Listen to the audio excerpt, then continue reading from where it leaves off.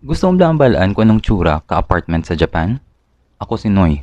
Kag amo ni ang apartment sa Kitakyushu, Fukuoka. So hindi gid pagkalimtan pag magsulod sa apartment sa Japan nga remove anay ang slippers and shoes before entering someone's house. So this includes hot and cold shower, include naman ang toilet, kag may washing machine naman nga available. Ang ini nga apartment medyo daan, pero okay gid Japon. Pero sa dire nga apartment, wala na include ang hiligdaan. Pero ang foam and pillows are included. Kag amo naman ni ang view sa gwa ka kwarto. Kag pwede ka da kapanghalay sa imong alinabhan. Kag may playground da sa likod para sa mga bata.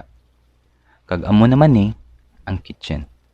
Stove is available, microwave available na, kag rice cooker. Kag sa kilid na da may isa na da kwarto nga upod ko sa obra. Ngalan niya si Jess. So madamong gid nga salamat sa paglantaw. Arigatou gozaimasu.